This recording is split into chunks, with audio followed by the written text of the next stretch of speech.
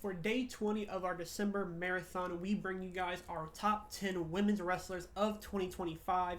This year, the women have been killing it. Mostly including WWE, AEW, and TNA for the most part in these lists. So we know there's people like Saya Kamatani and a whole lot of other people that do a lot of good stuff in a lot of other companies. But we're only ranking these people, unfortunately, because these are who we know the most about. Yeah, and let's kick off with our number 10s. I guess I will go first. We both have our separate lists. For my number 10, I'm going to kick things off in NXT with Jordan Grace, somebody who has been a consistent workhorse in NXT and has somebody who has continued to show that she has what it takes to be the world champion. Unfortunately, she hasn't had that opportunity just yet to win it, but has had the opportunity to win it. It has been a great year from Jordan Grace. She's somebody who I think will be consistently in the top 10 women for the next few years as long as she is given the opportunity. So Jordan Grace has been nothing short of amazing. Yeah, and for my number 10, I have Megan Bayne, another person who is also a workhorse in the women's division in AEW, as well as the tag team division in Stardom, as well as the tag team division in AEW, I guess, where she's had a great blood and guts match this year as well. She just signed to AEW this year, so she's still kind of fresh on there. There's a lot of new matches for her to take part of in 2026, so there's a lot of kind of hope for her to be even bigger than what she is now, because she's already kind of made a pretty big statement on the landscape of AEW.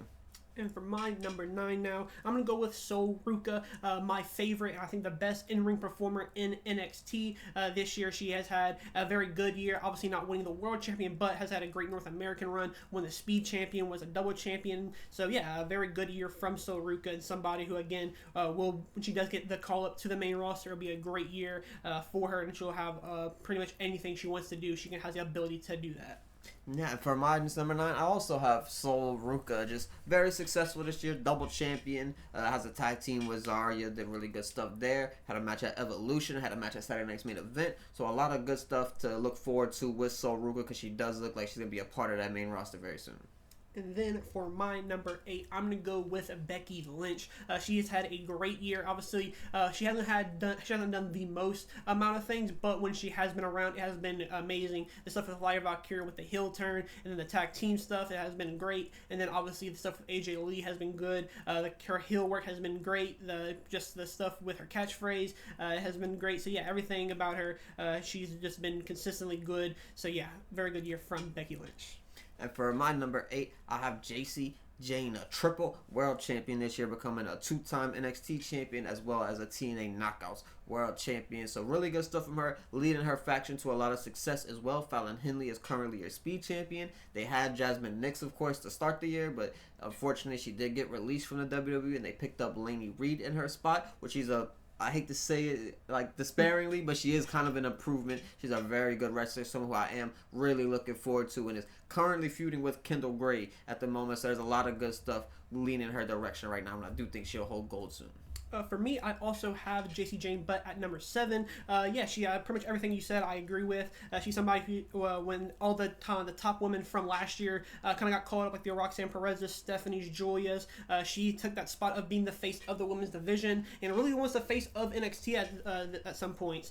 She, like you said, she has the double champion accomplishment this year, which I think was very shocking. She's somebody that proved all the haters wrong with kind of being the most beatable champion at one point, but after her great reign, it has been amazing. So very strong year from JC Jane, somebody who I love to see the improvement that she had this year. Yeah, I mean, she was the one to take down Stephanie McCurry's streak. She was also the one to take down Masha Slamovich's world title run as well. So really good stuff from JC Jane. But my number 7 is going to be someone who sort of disappointed me this year a little bit. That's going to be Toni Storm. She was put in a lot of really good opportunities. Now, obviously, number 7 isn't disappointing, as that's very good. But, I have very high standards for Toni. I expect her to kind of stay in that top 3 to 5 pretty much all the time. And unfortunately, I was a little bit let down with her match with Mercedes Moné at All In, as well as some of her previous work, like kind of the build to that wasn't really good as well, and the tag team stuff wasn't really good, but enough of the stuff that wasn't really good, because she did still do a lot of good stuff as well as with Mina Shirakawa recently, as well as just kind of the build with her and obviously Mariah May to start the year off with a Hollywood ending and everything, and also the build with something that people really don't talk about is Mina Shirakawa's involvement in the whole thing, and how she's kind of started off with Mariah, then Mariah turned on her, then Mina kind of went back to Toni Storm, and now they're the tag team of all the people. So very good storytelling as part of that little trio that they had. I have Toni Storm. Yeah, for my number 6, I'm going to go with Chris Statlander, somebody who's had a very strong into this year with the World Championship win against Toni Storm. And yeah, everything since that championship run and kind of build up to that moment has been great. However, the start of the year wasn't the best. I think she definitely could have done a lot more and a lot better things, but obviously that's kind of how the cards unfold sometimes. She's somebody who I think will still be in this top 10 next year if she continues to have a great run with this belt. I would like to see her be a little bit more consistent with the World Championship and on TV a little bit more, but obviously sometimes the world champions don't always wrestle on the weekly TV shows, so I do understand that. But yeah, Chris Statlander, again, somebody who's improved a lot. Her in-ring work I think has been great throughout the entire year, even though like I said, some of those matches at the start weren't the biggest attraction deals. So yeah, a very good year, and somebody who, again, like I said, will like to see next year. Yeah, and I'll have number 6, Chris Statlander, as well. Like, pretty much everything you said, I'm going to replicate here. But she did have the amazing match with Toni Storm where, actually, the one where she won the world title wasn't all that amazing, where she got the roll-up pin, and it was kind of a little bit underwhelming, but she did kind of revive herself with the second win over Toni Storm in the one-on-one match. That was really good as well. She also defeated Mercedes Moné in probably one of her best matches of her career, possibly. But yeah, she had a really... a lot of really good stuff going on, and I'm very excited to see what our 2026 looks like, where hopefully we see a lot more of her and Willow going back and forth with each other, because I do feel like that is something that needs to be revisited, even though Willow is a tag team champion. For my number 5, I'm going to go with Naomi, somebody who obviously will probably be a lot lower depending on what you rank in terms of how much she's been around. Obviously, with the pregnancy, has taken time off now. So yeah, but ever since the start of the year, she has been great. The start of the year teaming with Bianca Belair was pretty cool. And then the heel turn at Chamber and stuff like that, and all of the stuff she did with Jade. The character work has been amazing. She's somebody who I think went from a top woman on the women's roster, but is now at the very, very top of that side. So yeah, she's been a good character work. The in-ring has also improved as well, which is something I was a little bit iffy on her at some points last year, but this year she's definitely proven that wrong on my side. So yeah, I'm definitely glad to see the year she's had. Unfortunately, ending it a little bit earlier than I would like to, but for the reasons I don't mind as well. Yeah, unfortunately, Naomi did not make my list, but that is a really good shout to put her that high on the list, because she did do a lot of really good stuff. But my number 5 is going to be Becky Lynch. Obviously, she came back at WrestleMania as a babyface with Lyra Valkyria teaming up with her, winning the World Tag Team titles. But then on the following Monday Night Raw, she loses the World Tag Team titles, turns heel on Lyra, and went on a generational heel run. She's cutting some of the best promos, giving us some of the best TV moments with the little bit of time that she does get every single week. She had the moment where she's slapping CM Punk that caused the AJ Lee to debut and kind of start that feud with her. So a lot of really good stuff from Becky Lynch, and I'm happy that they did bring her back at the time they did. For my number 4 now, I'm going to go with one of the most dominant runs we've seen this year, and that is going to be Stephanie Vaquer, somebody who started the year in NXT with the World Champion as well as the North American Champion, dropping those to Fallon and JC Jane. Yeah, it has been a great year over there, but then when she got caught up, things kind of slowed down a little bit, but she also had the match with Io Sky where she ends up winning the World Heavyweight Champion. So yeah, it's been a great year, a very dominant year now, having good matches at Survivor Series, as well as a good match versus, I believe, was it Asuka? I don't know, Raw. That was a good one. I forget if it was Asuka on which Raw, but yeah, a very strong year from Stephanie. Somebody who I again want to see more of her, and so that's the only thing I think drives her down a little bit.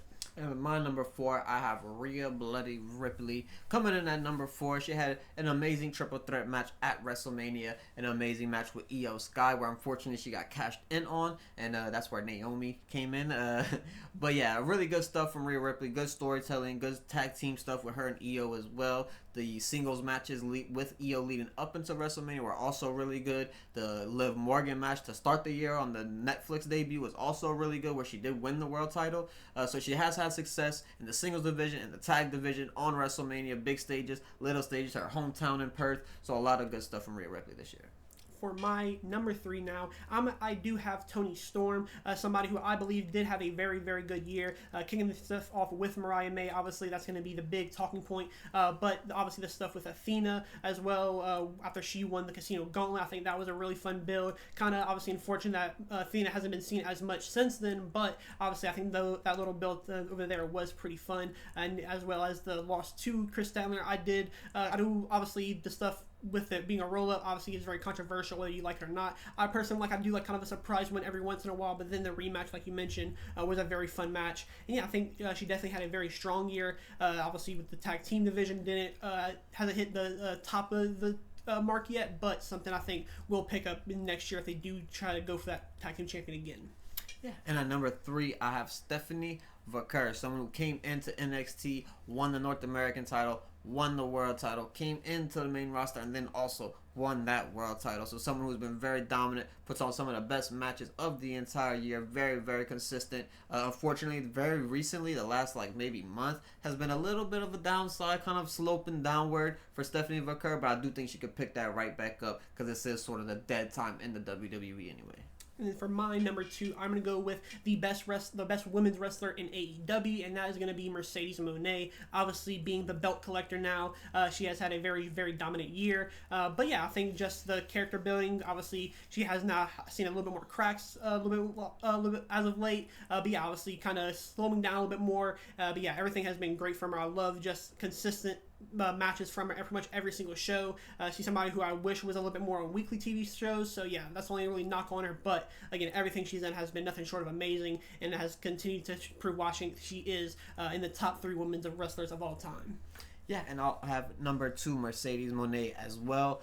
Everything you said, she had a great match with Athena that was really good. She had a tag team match with Athena that was also really good, where she did unfortunately lose, and that's kind of starting her and Athena's feud right back up, and it seems like they'll do something with them once again, so that's very exciting. So hopefully we'll see a lot more stuff going on with Mercedes in 2026. The downfall of her will be pretty cool to see. It's kind of weird that they're doing the downfall of her and Moxley at the same time. That's the only sort of weird thing right now, but hopefully they can kind of manage both of them and make them both interesting. And then for my number 1, and the person I guess we both have at number 1, and that is going to be Io Sky, somebody who's had a great wrestling year this year. Obviously kicking things off with the Rhea Ripley feud into the WrestleMania match, and then having her great matches with Stephanie Vaquer, having her World Championship run, as well as now the match with Rhea Evolution, with the Naomi cash, and everything has been great from her. Now doing this stuff in the tag team division has also been a fun watch as well, kicking things off with Asuka and Kairi Sane as of late. So yeah, very good year from Io Sky, and she is my